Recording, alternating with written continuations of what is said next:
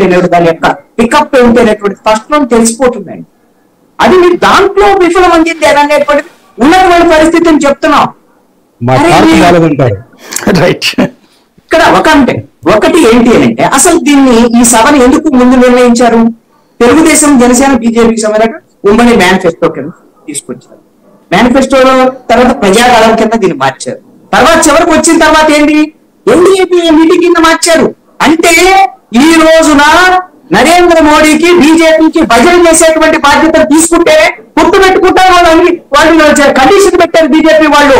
ఖచ్చితంగా రాష్ట్ర ప్రయోజనాలు తాకట్టు పెడితే ఈ రోజున చంద్రబాబు నాయుడు పవన్ కళ్యాణ్ మీరు తాకట్టు పెడితే ఆంధ్రప్రదేశ్ హక్కుల్ని ఆంధ్రప్రదేశ్ ఆత్మగౌరవాన్ని మీకు ఆ రోజున మీరు ఎంత పెద్ద ఎరగ తీసుకొని మాట్లాడినటువంటి మీరు ఈ రోజున మేము ప్రశ్నిస్తే మేము రాష్ట్ర ప్రజలు ఎలా అనుకుంటున్నారు అని అంటే మీ కళ్ళద్దాలు ఎలా ఉన్నాయి, మీ గుర్తులు ఎలా ఉన్నాయి, మీరు ఇలా ఉన్నారు అలా ఉన్నారు అని అంటే మాకు మెమరీ లాస్ లేదు. మరి మీరేం మాట్లాడారు అప్పుడు విన్నా, ఇప్పుడు మీరేం మాట్లాడుతున్నారు విన్నా, ఇవన్నీ కూడా ఈ సోషల్ మీడియా అనేది ఒకటి వచ్చింది కదా ఉండాలా అన్ని ఈ రోజున రిపీట్ అయ్యి మీకు చూపిస్తారు. మీకు అవి కనపడదు, రాష్ట్ర ప్రజలందరూ కనపడదు. కాబట్టి మీ పరిస్థితి ఏ విధంగా కాబోతుందో ఇప్పుడు ఒకసారి పునరాలోచించుకోండి. ఏం చెప్తున్నారు ఈ మీటింగ్ లో సుహాసిని ఆనంద్ గారు ఏమని అడిగారు?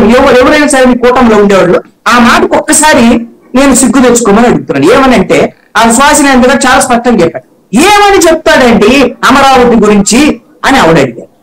మీరు అమరావతి అనేటువంటిది రాజధాని అనేటువంటిది ఈ కూటమికి మేనిఫెస్టోలో కీలకమైనటువంటి అంశాన్ని ప్రతిపాదన చేసింది ఎవరు? పవన్ కళ్యాణ్, జనసేన పార్టీ. దాని గురించి ఒకటే మాట్లాడేదని బీజేపీ వాళ్ళు చెప్తున్నారు. ఇది మీ కూటమికి పెద్దన్న పాత్ర బీజేపీ.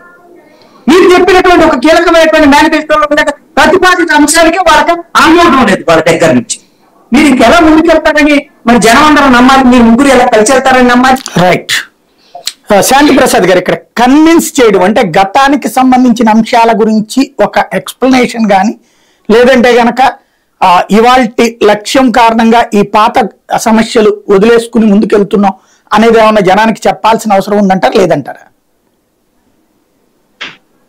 ఖచ్చితంగా చెప్పాల్సిన అవసరం ఉంది. చెబుతారు, అది పోని చెప్తారు.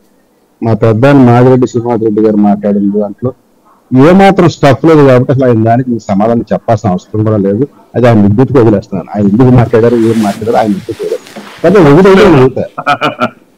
సరే సరే అమ్మా చెప్పండి.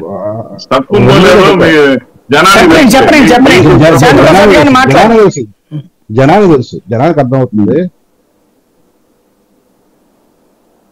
పాకిస్తాన్ ఫేక్ యుద్ధం చేశారని అది బయట ఉంటే మాకు కొట్టొచ్చండి. దయచేసి ఊరిన మాటలు కాదు, బయట ఉంటే పంపిస్తాను. ఇక రెండోది పంపిస్తాను. కృష్ణాంజలి గారు మాట్లాడిన దానికి ఆయన అప్పుడు అన్నది పాకిస్తాన్ మీద ఫేక్ అని కాదు. ఆయన అన్న పదం ఏంటంటే నాకు ఎవరో చెప్పారు ఎలక్షన్లు వస్తున్నాయి కదా యుద్ధాలు వస్తాయి చూస్తా ఉండండి అని, ఇలాగ జరుగుతాయని నేను అనుకోలేదు అని చెప్పారు అనమాట. అప్పుడు యుద్ధాలు వస్తాయి ఎలక్షన్స్ అప్పుడు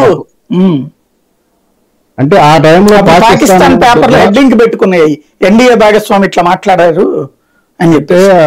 అంటే ఒక విషయం చెప్తాను, అక్కడ ఉన్న పాకిస్తాన్ ఇక్కడ ఉన్న మన వైకాపా తేడా ఏముండదు. ఎందుకంటే వీళ్ళు ఏం చేస్తారో అని అనూహ్యంగా ఉంటుంది కదా క్యాస్ట్ లో.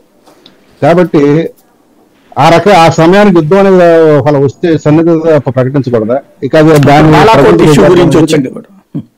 అదే మనం వదిలేద్దాం ప్రజలకి. కానీ కృష్ణాంజలి గారు వ్యాలిడ్ పాయింట్లు ఏమన్నా